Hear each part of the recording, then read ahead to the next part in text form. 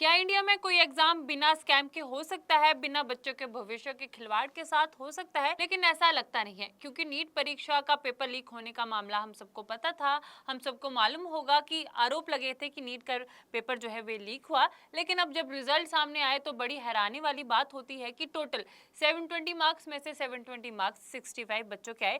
That's really shocking. दूसरा, election के दिन रिजल्ट अनाउंस किए गए ताकि इलेक्शन के शोर के बीच बच्चों की आवाज दब जाए।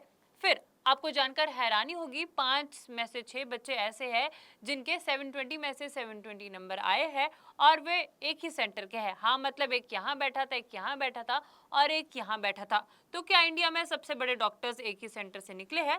इसके अलावा जो नंबर दिए गए हैं, 719, 718, ये बड़े शॉकिंग है कि यार ये कैसे पॉसिबल है, क्योंकि नीट में एक क्वेश्चन 4 नंबर का होता है।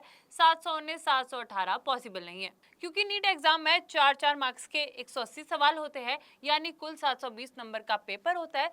सवाल गलत होने पर एक नंबर काट लिया जाता है। तो अगर एक सवाल गलत होता है तो 715 नंबर मिलेंगे, 4 नंबर सही सवाल के कटेंगे और एक नंबर उसे गलत करने का। 720 के बाद 716, 715 नंबर ला सकते हैं।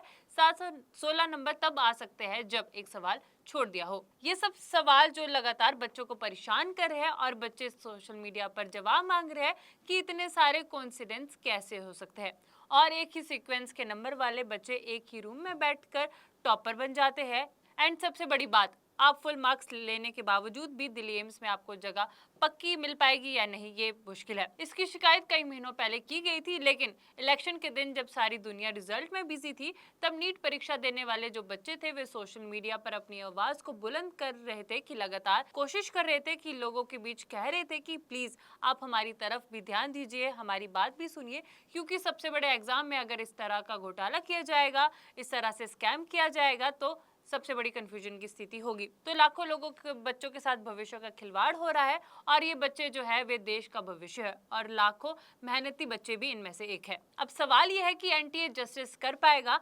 हाँ, मतलब कोर्ट में ये मामला जाएगा, इस बात की कोई दोहराई नहीं है।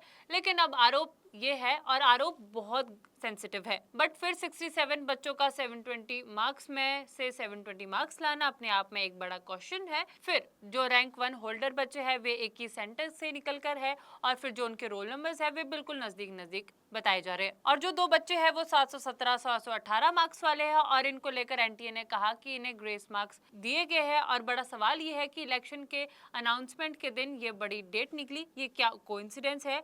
और इतने सारे सवाल सोशल मीडिया पर काफी तेजी से वायरल हो रहे हैं। आई मीन 4 जून को नीट यूजी परीक्षा का रिजल्ट आने के कुछ घंटों बाद सोशल मीडिया पर बच्चों की तरफ से मांग उठने लगी, बच्चों की तरफ से दावा किया गया कि इसमें बहुत बड़ी गड़बड़ी बताई जा रही है। लेकिन सबसे बड़ी बात यह है कि 720 में से 720 लाने के बाद भी कोई गारंटी नहीं है कि आपको दिल्ली एम्स में जगह मिल पाएगी। चलिए अब आपको बता देते हैं कि 5000 एग्जामिनेशन सेंटर थे और उसके बाद 6-7 बच्चे एक ही सेंटर के एक ही कमरे के टॉप बनकर निकलकर सामने आते हैं। That's biggest question.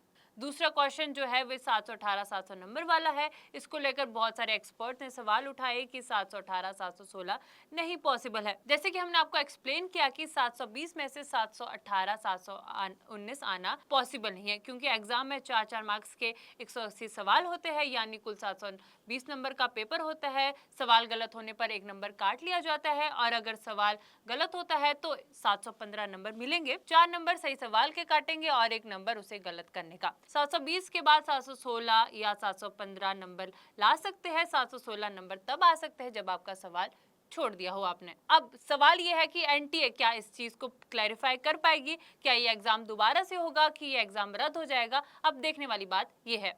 इस वीडियो में इतना ही। मैं मुस्कान चौहान, मिलते अगली वीडियो में।